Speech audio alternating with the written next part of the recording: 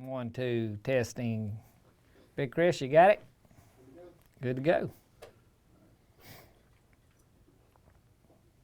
That was a long time ago. He was probably 5, 6 years old. And, well, that's amazing for a boy. Yeah. Oh, he was all excited about coming hunting, dressed up in his camouflage, little camouflage, and I set him up and I was talking to him, and every year he'd come and seminar, and he'd come by the booth and spend time, and good kid, and grew up to be a great teenager. When this music I'm fixing to start, when it fades out, I'll count you down and you'll be live. Okay. When it starts, we're going to put the placard up there on the website so let the people see. You're calling the the promo card. Yeah. That's what we start and end each show with. So. Okay.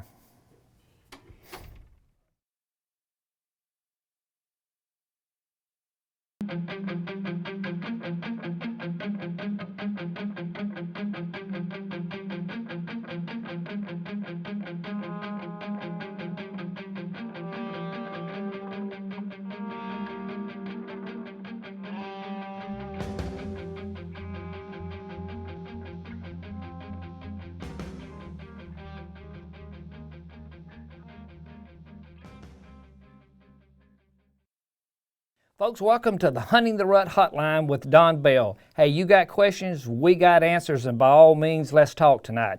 Folks, listen, we're glad to be here tonight. We're live every Thursday night from 7 p.m. Central Time all the way to 8 p.m. And folks, listen, all over the country tonight, we are just tickled to death. This is our third show. We will come to you every Thursday night, 7 p.m. live. And folks on the East Coast, be aware that is Central Standard Time.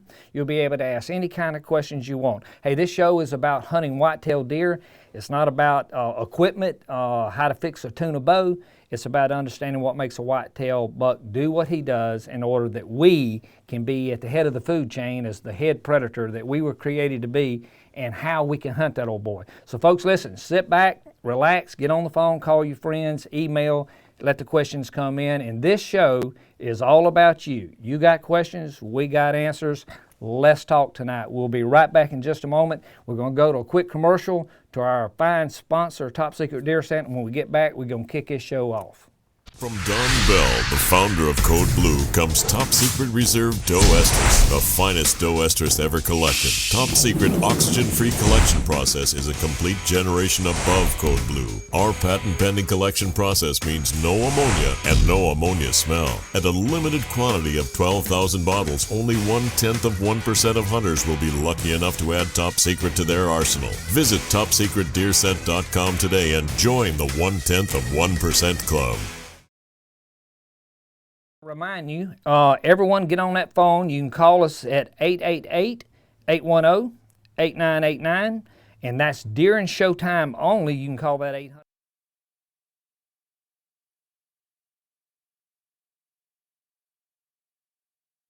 And you want to make sure you got a good signal. You can Skype us at Hunt the Rut Hotline. And don't forget to Facebook us. You can do it all during the week to ask your question at facebook.com/Top Secret Deer Scent. All righty, folks, we're glad to be back, and what we're going to do, each week we're going to take and do a little bit of house cleaning, and we're going to try to revisit some of the folks that's called in. And you are doing that, and we appreciate it greatly. We enjoy talking to you. The Facebook, you can email us.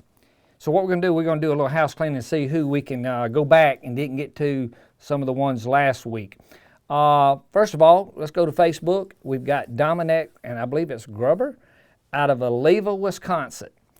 Now, Dominic, let me know, call back into this show, if not tonight, or email us back and let me know how close you are to Mandovi, Wisconsin.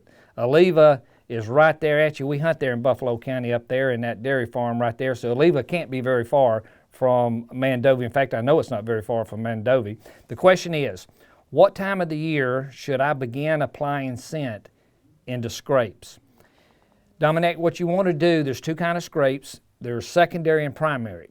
At the beginning of pre-rut, you're going to have the little secondary scrapes, and it's going to be a bunch of them, and it's not going to look very big. If you turkey hunt, all the turkey hunters out there, you'll realize that it looks like a bunch. It looks like where a turkey kind of scratched.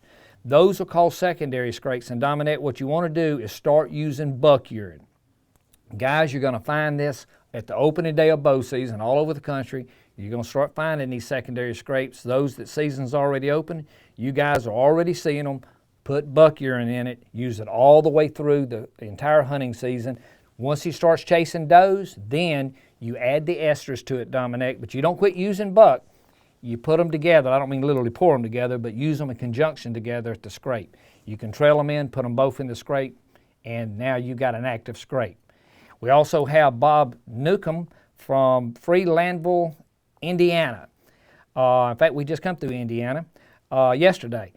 How far will bucks roam during the rut?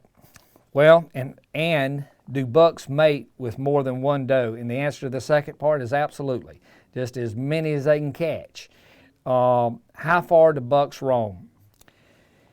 That kind of depends, Bob, on buck-doe ratio, the intensity of the peak of the rut where you are, how many does. The peak of the rut is when the does are standing and not running. That's the peak of the rut. The rut's broken into 3 periods. You got pre, peak, post. Therefore, the more does you have in, then the competition's less, but the more the competition, and they'll actually get out of their master bedrooms and go to the neighbor's house. In fact, they'll go down the street and cross the next block. So depends on those factors. Number 3, we got Beverly Blackwell from Spartanburg, South Carolina. Can deer smell cigarette smoke? And if so, does it mess up the hunt? The answer to that is yes, and sometimes no. Sometimes a deer will come to a cigarette, but what they'll do, especially a good buck, deer are very habitual, Beverly, but what happens is once that buck has been spooked where there is smoke, they're going to associate the smell to danger, and then you messed up. You've educated that buck. You can educate a buck just like you can a big gobbler. Last thing you want to do on a gobbler 2 or 3 days before season is go out and cold call him. Call him, I'll get it out. Because what you do is you make him call shy, same way with a buck. So rule of thumb, best thing to do is not smoke, but yes, absolutely, they can smell it. They don't always mess them up, but good rule of thumb is avoid it all around. And especially whether you're in the woods smoking, or if you're at the camp or around anyone else, or if you're in a vehicle where they've been smoking, all that smoke is going to assume into those clothing. So try to avoid it if you can, Beverly.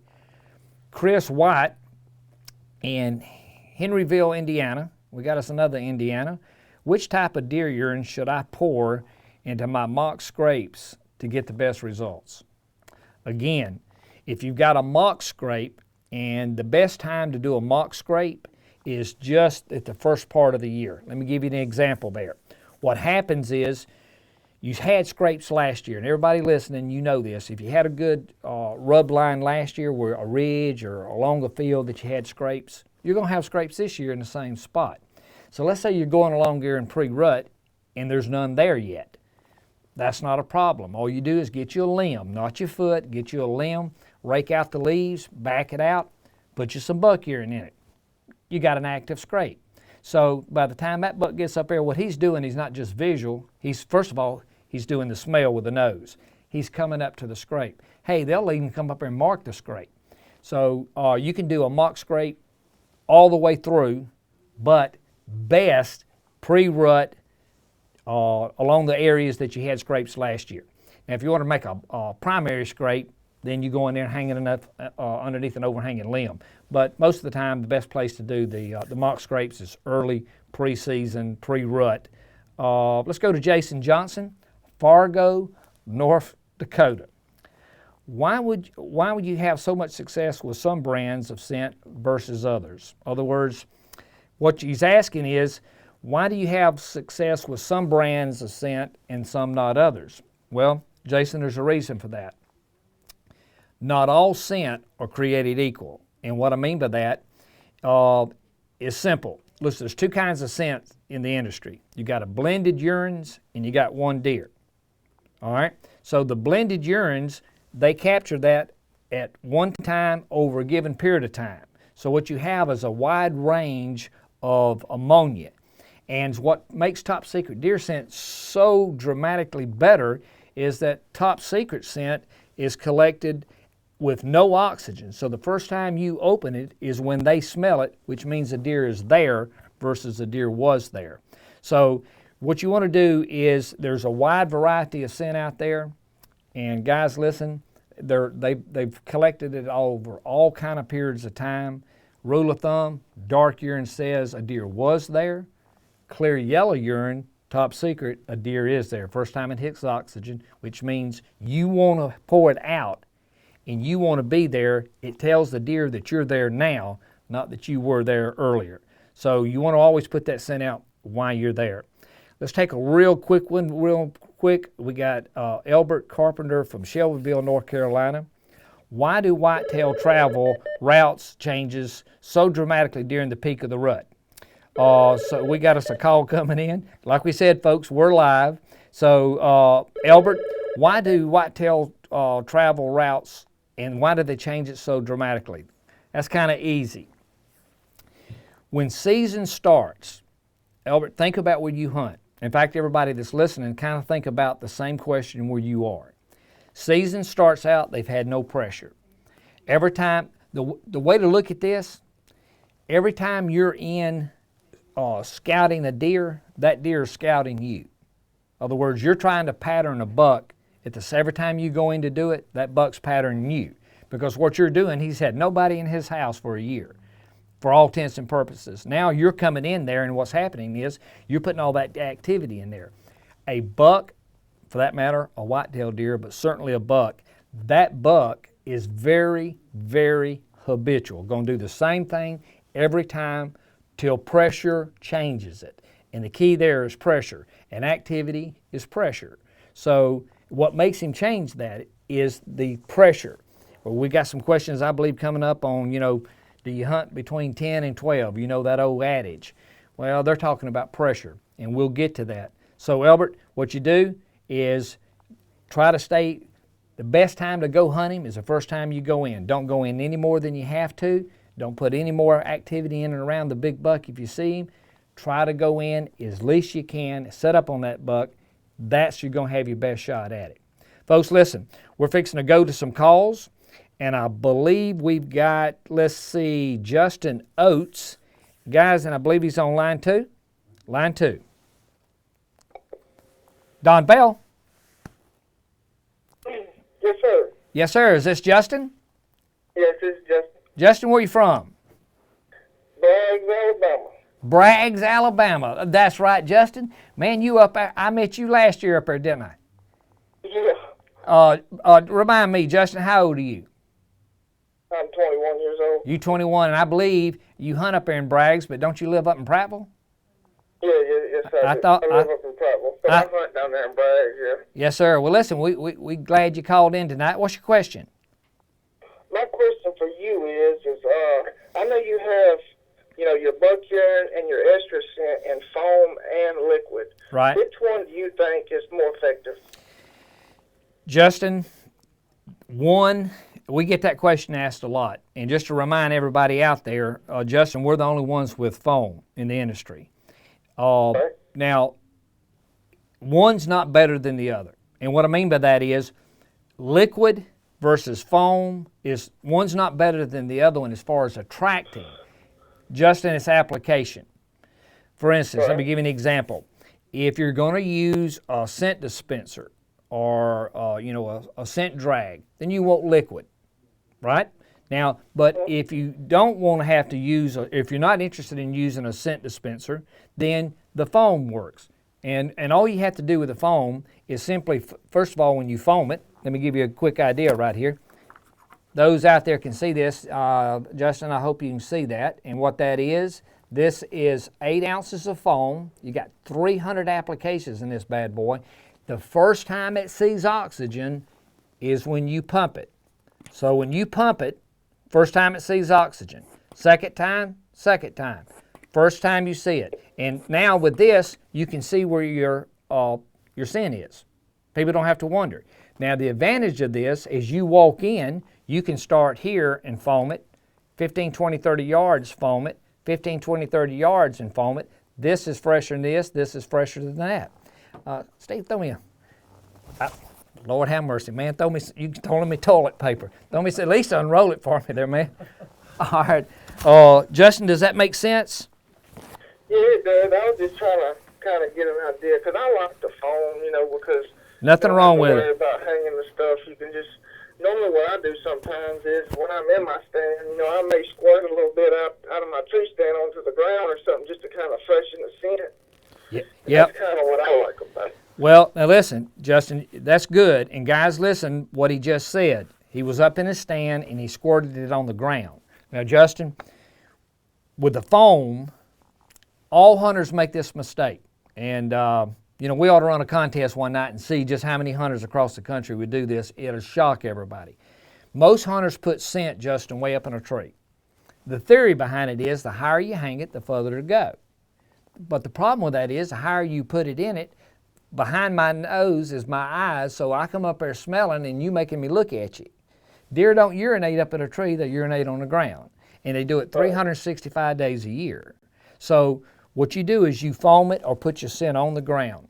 Rule of thumb, Justin, never put scent more than waist high. Now, if you're up in a tree like you just talked about, that's great. Because what you did is you freshened it. So you're up in the tree, guys, and everybody note what Justin did. He's up in the tree, and when he foamed it, it hit the ground. That's the first time it hit oxygen. Now, an advantage of foam over liquid is this. Justin, you bring your foam in, you trail it in. Excuse me, let's say you trail your liquid in, right? And you get to your tree, and you pour some out on the ground. You get up in the tree. It's just like that deer just urinated, right? Now then, you're up in the tree for 3 hours. The urine that you poured out the last time you got up is now 3 hours. The advantage of the foam and also our deer bladder dripper is that with the foam, you're up there, you can foam it again, it hits the ground, it's just like that deer just re-urinated. Does that make sense? Yeah, that's kind of the reason why I do it like that. Bingo. To keep it fresh. Exactly. And those of you that likes the liquid, we have what's called the deer bladder. In fact, this is brand new for this year. And guys, they can see everything on the screen good there with that. And so what happens is you can, it has a little wheel and it drips. You can adjust this, it's 5 full ounces, and you can adjust it. Each time it drips, it's the last time it hit oxygen. So you can have this thing, we figured it up, Steve, the other day, last week, what was it? It was like 4 solid hours. 4 solid hours that you could do this. And as you drip it, you can make it as fast as you want or as slow as you want to. Key to it is, just like you use the foam, when you drip this, it drips. Right. It's just like that deer just went. You can make it as fast or as slow as you want to. The next time it drips, it's just like that deer just went again. So this is always saying, while you're in the stand, there's a deer underneath you urinating. That's the advantage of deer bladder. Okay? Okay. Does that make sense? Yeah, it does. And if you don't mind, I got one more question. Okay, go ahead.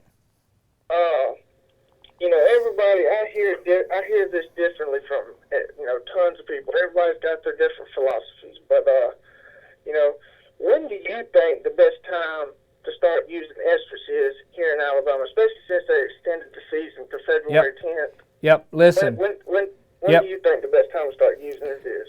It's true everywhere, Justin. The key to this whole conversation, guys, listen, the key to this whole show, think about it, is called hunting the rut. We started this show off 2 weeks ago with the explanation, and we'll keep coming back and reminding people, Justin, the rut in almost every state in America is the entire hunting season. Most people think the rut is when a buck's chasing a doe. That is not the rut. That's the peak of the rut.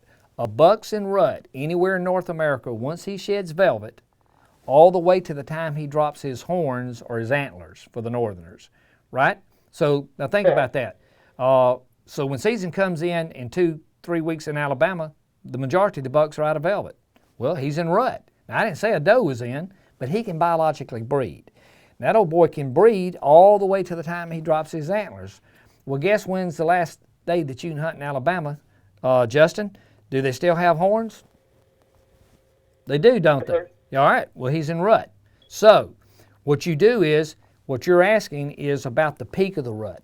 So the time to start using estrus is once he starts chasing does. Once you see that, you can hunt estrus all the way to the end of the season. Because you have the peak, which means the majority of the does are standing and not running, which is the peak. That's why they call it the peak. And then you have a post rut, a winding down, sort of like a sliding board. You climb up and you slide down.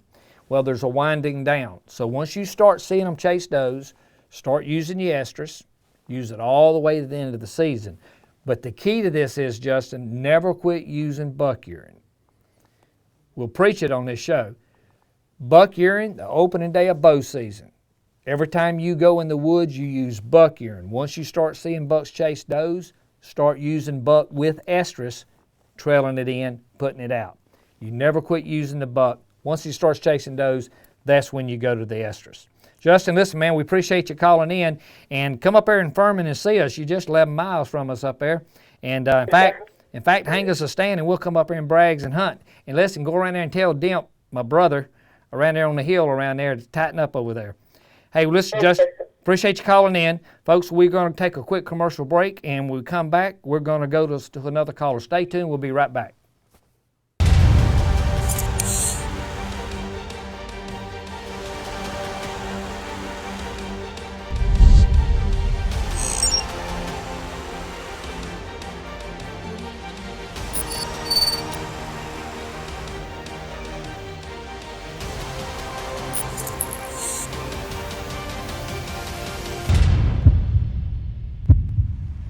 Rise and shine. It's time to hunt. Remind everyone, folks, every Thursday night, 7 p.m. to 8 p.m. Central Standard Time. Folks on the East Coast, don't forget that. Call us at 888-810-8989. That's during showtime only. Email us anytime during the week, info@ruthotline.com. Don't forget to Skype us, check your signal to make sure you got a good signal. You can Skype us in at, and we'll show you a picture and talk to you and let everybody see your pretty face at Hunt the Rut Hotline. And don't forget to Facebook us, guys, and we do appreciate you doing this. Facebook us at facebook.com/topsecretdeerscent.com. No, that's just Top Secret Deer Scent. All right, folks, we're back. And I believe we have Mike on the phone from Ohio, line 1. Don Bell. Mike. Sir. How you doing, Mike? Oh, I'm doing good. And yourself? Yes, sir. What part of Ohio are you from? I'm in the central part of Ohio, Lincoln County, Ohio. Lincoln. Yeah, Newark is the city I'm in. Are you above or below Canton? It's below Canton. Below Canton. Yeah. Are you above Hocking County? Hocking County is a little bit below us, so we're Man. kind of like in the northeastern part of Ohio. Is Lincoln as good as Hocking? Oh, yeah. Licking, where I'm at, Licking County, Coshocton, and Muskingum County are 3 of the top 4 counties in Ohio to hunt. I'm telling you, man, if it's good as Hocking, boy, I need to come up there and hunt with you. Yeah, come on. Yeah, we got a ton of land up here to hunt, so I can't wait. Season starts Saturday. I heard that. Well, hey, listen, we're glad you called in. What's your question tonight? My question is, my uncle has always told me to hunt after the full moon in October, and because apparently that pushes them into like really good rut. So that was my question. Is there any truth to that? Well, there's all kind of philosophies about the phases of the moon. What the phases of the moon does do, animals, you go to all the fishing charts and stuff, animals move by the phases of the moon. But the rut, and again, are you asking, Mike, are you asking, is it just in the October, are you asking it tied to the rut, or are you just talking about the time of year? Yeah, I'm guessing it's tied to the rut, because like I said, he's always told me, right after that October moon, that October full moon, that's going to push him into full rut, so I need to be in the woods. Well, let me tell you, and I want to remind everyone where Mike's calling from. Ohio.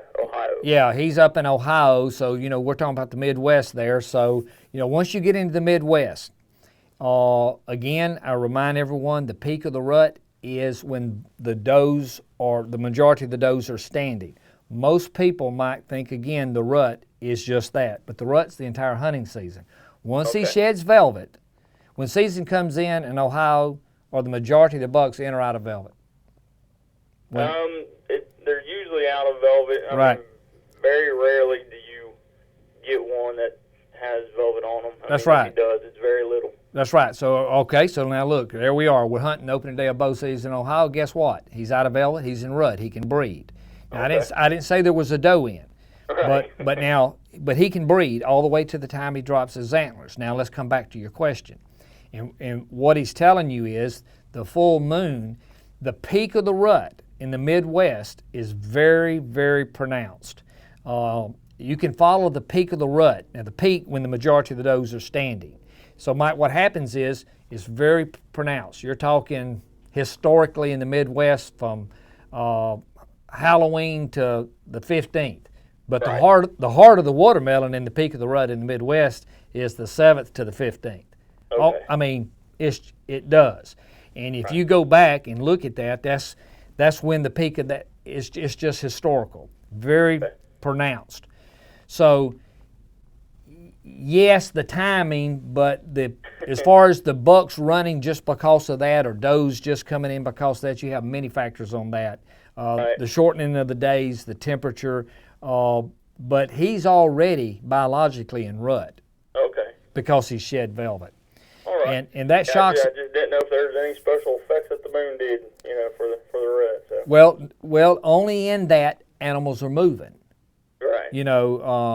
That's that old adage. If they're up moving around, because in pre-rut, he can biologically breed, but he's browsing, and bucks are still in bachelor groups, and they're up moving based off of that, but not tied necessarily to the bucks chasing the does. Okay. And I think that's kind of what he's talking about, because that kind of coincides with historically the peak of the rut there in the Midwest, especially in central Ohio where you are.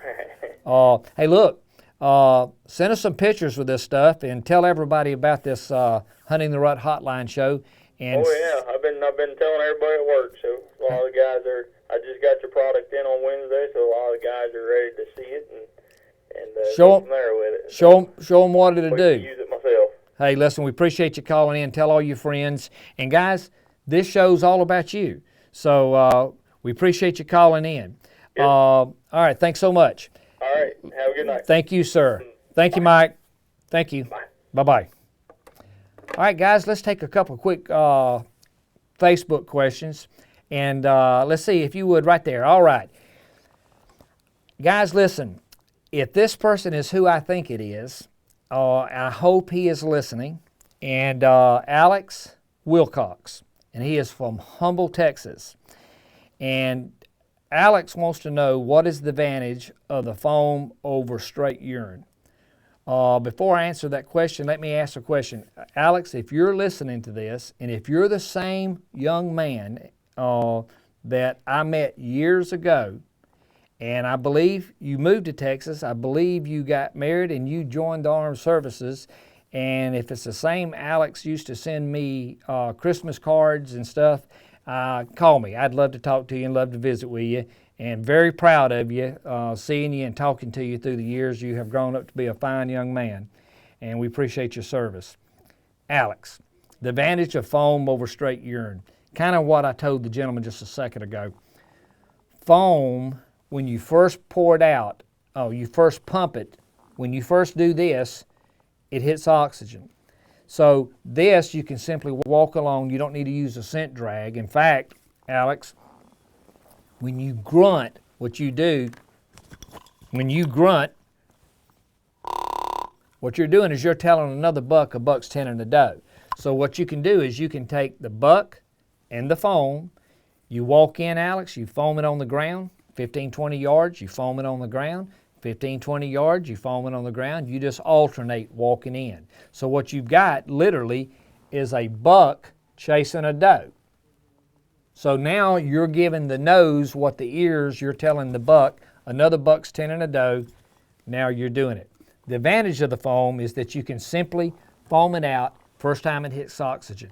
It's not any better than the liquid, it's just more convenient than the liquid.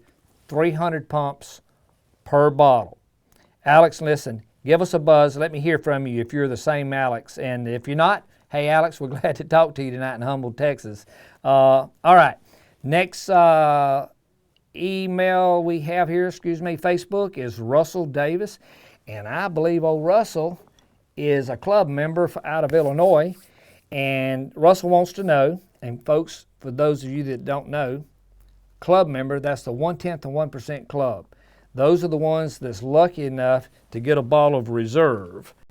That's 26 ounces of a doe, 3-4-year-old mature doe that we literally pulled the buck off the doe. So what you have here is only 12,000 bottles, and old Russell's lucky enough to be one of the ones to get it. Russell wants to know, when is the best time to use buck lure, and what is the best method? In other words, how do you use breeding buck? Do you just hang it on a tree or on the ground? Russell, here's the best way you do it. To begin with, you want to use buck urine the entire hunting season. Folks, every time you go in the woods, you put buck urine out. It's going to start good and it's going to get better. And Russell, it starts good because all the bucks are running in bachelor groups. And let me see, you're up in Illinois. In fact, Russell, we just came out of Illinois. Where did we come from? Bailiff. We were just up in Bailiff, Illinois. Bayless, Illinois, just the other day. So, but what you do is you take the buck urine and you use it every day. And the best method to using it, you use it the same way you would any scent if you're talking about top secret. But you can trail it in, but never, never put it on your boots. You can put it on a drag rag and trail it in, but if you put it on your boots on your foot, foot's up in a tree. A lot of people make that mistake, Russell, and what happens is as I come into you, the closer I get to it, the higher in the wind I'm smelling it, but behind my nose is my eyes, and I'm looking at you up there. I wouldn't be looking up there if you hadn't put it on your boot. Boots on your foot, foot's in the tree. Rule of thumb, any urine base attracted, put it on the ground. Deer urinate on the ground, Russell, 365 days a year. Now, you can put it in a scent drag. And Russell, I think you're aware, I'm not sure if you got it, but man, this is the deer bladder. Again, the advantage of this is once you use this, it drips. Each time it drips is the last time it hit oxygen. So each time it drips is just like that deer just urinated. So over a 4-hour period, you're constantly just like you got a doe tied up or a buck down there that's urinating. So it says the deer is there right now while you're there. Now, the advantage of the breeding buck, and folks, what Russell's talking about is we have for club members, and you can be a club member tonight. This show is sponsored by Top Secrets Deer Scents 1/10 of 1% Club. You can actually buy a bottle of this. And the way you do it, if you're looking at the screen, you can actually go down and look underneath me, and you can see a button that says the 1/10 of 1% Club. You can hit that button right now, and it'll take you to the website, and you can actually purchase a bottle of reserve. It's 26 ounces from a 3- and 4-year-old mature doe. It's never seen oxygen. We literally pulled the old boy off of it. So this is in-process urine. There's only 12,000 bottles for 12 million deer hunters, thus, Russell, the 1/10 of 1%. Now, the advantage of this is there's only about 1,000 bottles or so, 1,100 bottles of the buck versus the estrus, simply because you only need about 10% of the herd to service the other 90% of the does, which goes back to the question the other boy asked earlier, how many does would a buck breed? So you have less buck urine, always in greater demand. You can use the buck urine the same way. It's going to start good and it's going to get more aggressive. You can pour the buck out today. Any buck could come to it. It'd be like you going smelling Old Spice cologne at Walmart. You go in Walmart today, September, tonight. You open up a bottle and smell it. A guy walks by. you're not mad. You're not going to slap him upside the head. But let you go home after the football game tonight and you walk in your master bedroom and you smell Old Spice. And, oh, now y'all been out of shape. Why? What's the big deal? It's the same smell, but yet it's not what you smell, but, Russell, it's where and when you smell it, which is in your bedroom. So the breeding buck, you use it the same way you would the regular buck. The difference is that it is 26 ounces, and it's literally the bucks that we pulled off of those standing does. So, Russell, I hope that answered your question, and we appreciate you being a club member. We'll take one more. Bradley James Piper from Owensboro, Kentucky. Didn't we just pass through Owensboro, Kentucky the past 2 days? We've been on the move, folks. Bradley wants to know, what's the best benefit of using a decoy?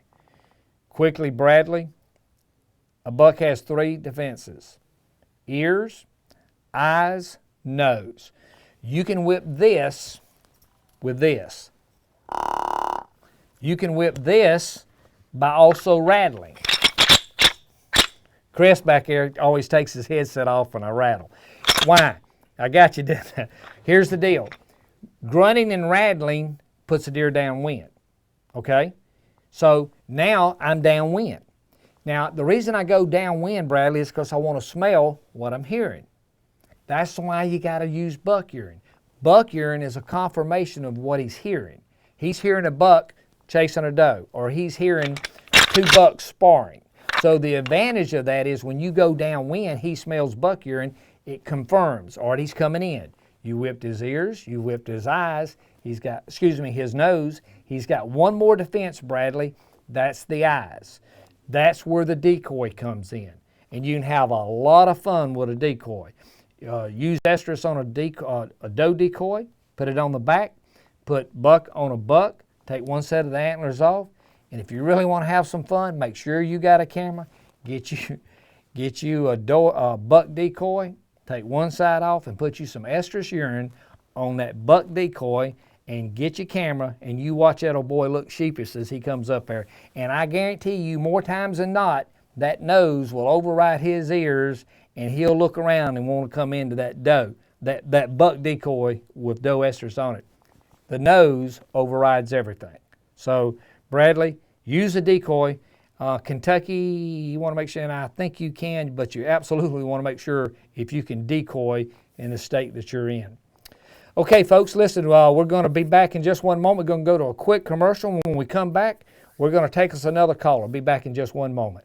From Don Bell, the founder of Code Blue, comes Top Secret Reserve Doe Estrus, the finest doe estrus ever collected. Top Secret oxygen-free collection process is a complete generation above Code Blue. Our patent-pending collection process means no ammonia and no ammonia smell. At a limited quantity of 12,000 bottles, only 0.1% of hunters will be lucky enough to add Top Secret to their arsenal. Visit TopSecretDeerScent.com today and join the 0.1% club.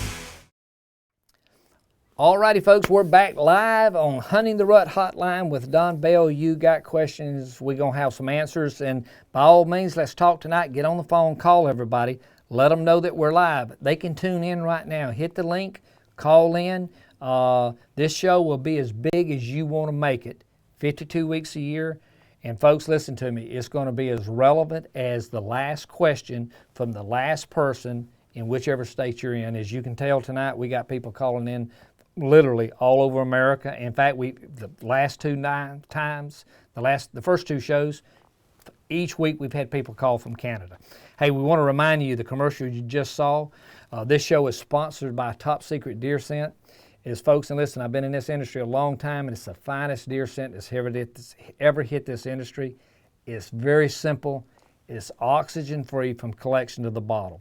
Folks, just like the gentleman a few minutes ago, we have these 0.1% club members. You can be a club member tonight, but it's strictly first come, first serve. We started out with 12,000 bottles, first come, first serve. If you want to be a club member, the only way you can be a club member is to purchase a bottle of reserve. 26 ounces, 3-4-year-old doe, no oxygen. If you were to hold this bottle up, and you can't see it from there, I'm looking through it back to a backlit, it's yellow. Yellow urine says the deer is there. This is from a 3 and 4 year old doe, 26 ounces. Folks, listen, most deer scent is $12.95 an ounce. This comes to $3.85 an ounce. It's the finest urine that's ever been collected. The only way you can be a club member, you can't join by a membership by just buying into it. The way you join is to become a club member. Once you get a bottle, then you get to participate in new product development during the course of the year. We have webinars sort of like this just for you guys. You have your own Facebook page that we interact with on a daily basis. Now, folks, this is 365 days a year. But more importantly, what it guarantees you is that next year, you're going to get a bottle. It's sort of like buying season tickets to the University of Alabama or University of Ohio or wherever you at, University of Kentucky. Once you get it, you have season tickets. No one can take this away from you. Let's say tonight you join the club. You can hit the website, hit that button. It'll take you tonight. You join. You tell us when you want us to send it. We'll ship it to you. You keep it. You can use it over and over and over. You vacuum it out, no oxygen. Now, all you've got to do is to keep your season ticket is simply reorder the bottle by, I think it's I believe it's April 1. And once you do it by April 1, you can pay for it over 4 payments and you'll be able to ship it next year, whatever time of the year that you want it. It is unbelievably, it's going to be the most prestigious club in America, the 1/10 of 1%. And folks, you can join tonight. You simply hit the link below me, 1/10 of 1% club. It'll take you to the landing page. You got 2 options. You can hit it and say, buy it now and send it, or you can hit it on a layaway program and tell us what date you want it sent. Folks, we encourage you, if you want it, hey, first come, first serve, hit the button, join tonight. Folks, we're going to take us another caller, and I believe we got Bob Newcomb and line 1, Tom. All right, let's see what we got. Don Bell. Yes, Don. It's Bob Michael. How are you? Bob, I'm doing good. Where are you from?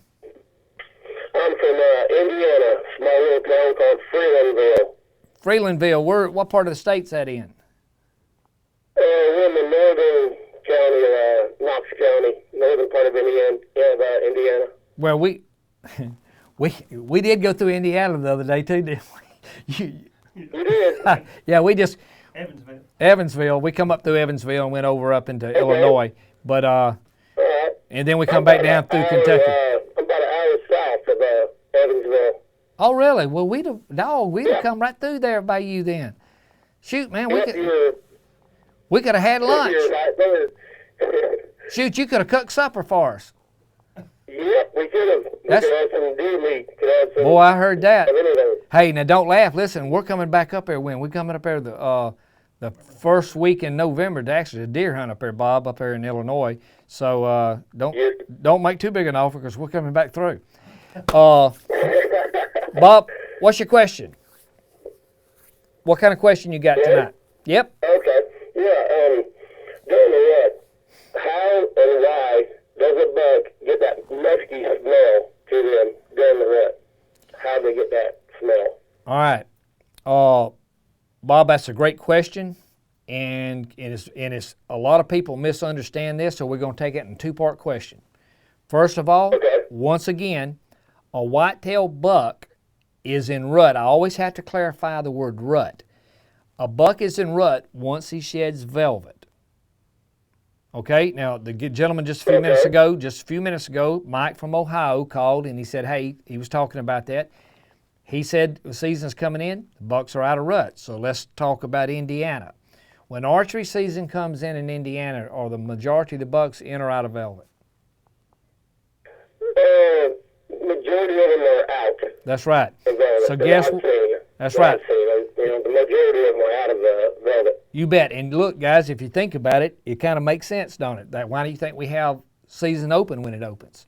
So as those bucks are coming out of velvet, they come in rut. Then he's in rut all the way to the time he drops his antlers.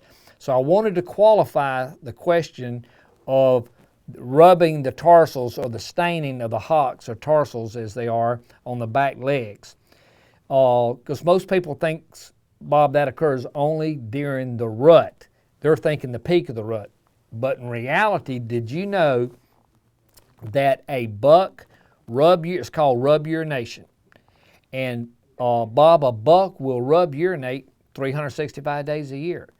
A doe rub urinates 365 days a year.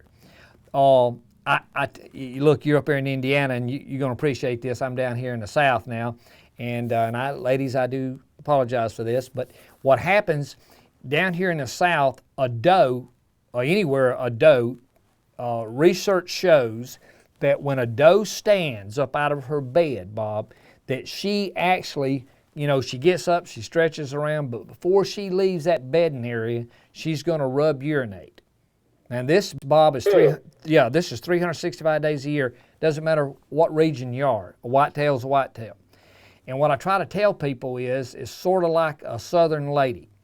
Now, down here in the South, if a woman's going to get up and go to Walmart, she's going to get up and put makeup on. It ain't, you hear what I'm talking about. They're not, you're not going to find many get up and, just kind of water on down there to the store. They're going to kind of get up and put their identity on. Well, a doe's the same way. Now, the difference is